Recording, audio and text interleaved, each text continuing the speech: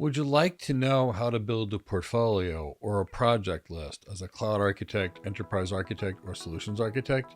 If so, this video is for you.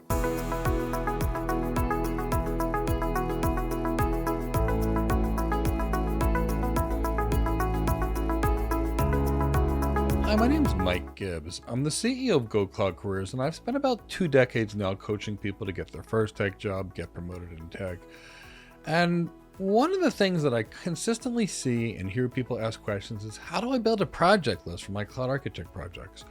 Because they understand they can't build the GitHub page, and it's not like they can set up a WordPress website or a Linux website, and the employers aren't going to look at that as relevant experience. And here's the reason why. It's not what we do. So if a cloud architect is very different than a cloud engineer, and we can't show code snippets because we don't code as architects, we can't show GitHub type things or projects we've worked on, what can we do? So that's what we're going to talk about.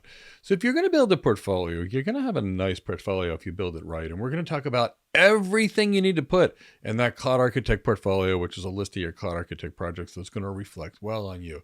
And this is going to be really important if it's your first cloud architect job or enterprise architect job, but it's going to be important long-term to have a collection of what you've done, at least the things that you're able to talk about, and that shows your skills, capabilities, competencies, and even your work. So if I was going to build an empty portfolio that people might want to see, the first thing I would add to it is an executive summary document.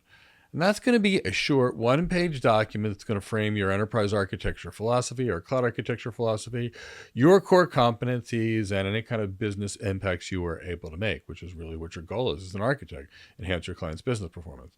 Now, in your portfolio, you may have some architecture blueprints and diagrams, maybe some high-level capability maps, some maybe business architecture maps, some value stream maps, technical architecture diagrams.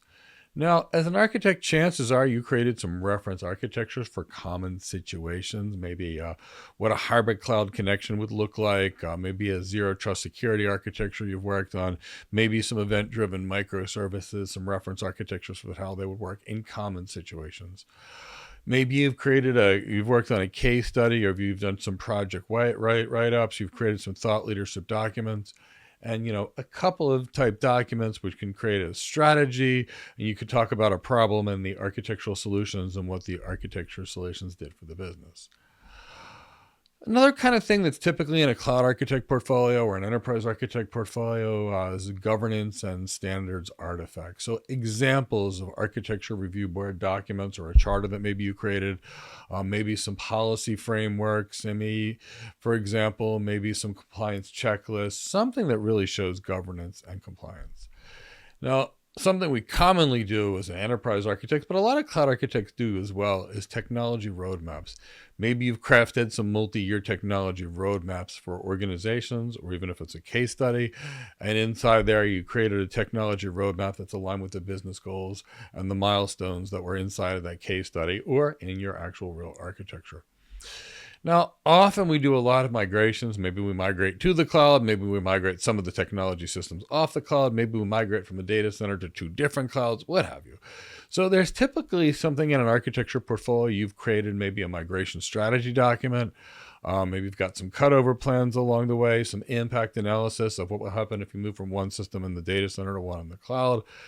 Whatever change management was necessary to get that moved on. Hopefully you have some kind of migration and transformation playbook.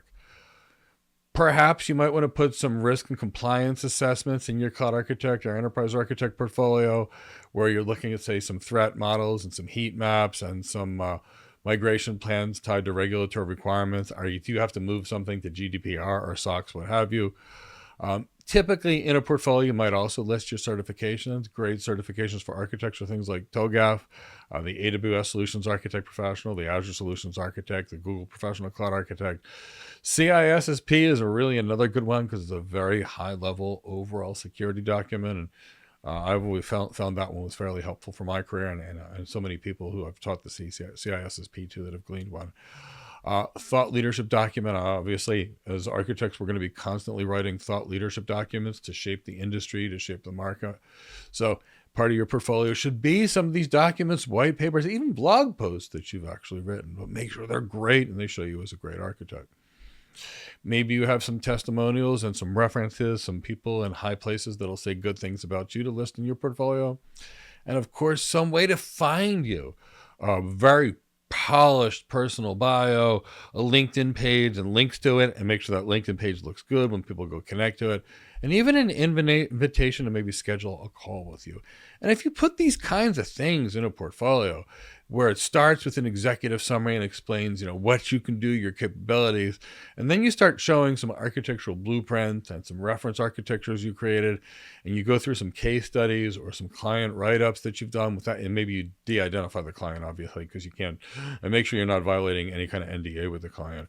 Maybe you've got some governance and standards artifacts or documents that you created along the way, some technology mode roadmaps, some migration playbooks, some transformation playbooks, some risk assessments, some of your certifications, any kind of thought leadership you've written, and of course, testimonials and references, and of course, how to find you, because if you're doing all this work to build your career, you want people to know how to find you. This is what needs to go into a cloud architect portfolio, an enterprise architect portfolio, a solutions architect portfolio. And these are the actual projects that are going to work, that are going to get you hired, because this is what we do as architects, and these are going to be building your architect skill. Now, if you'd like to become a cloud architect, enterprise architect, AI architect, security architect, network architect, any kind of architect you desire, join us for a free architecture webinar. We hold one every single week. We talk about what we do in these jobs, the skills you need, and of course, they're on Zoom, so I'll answer any questions you have about building an architecture career.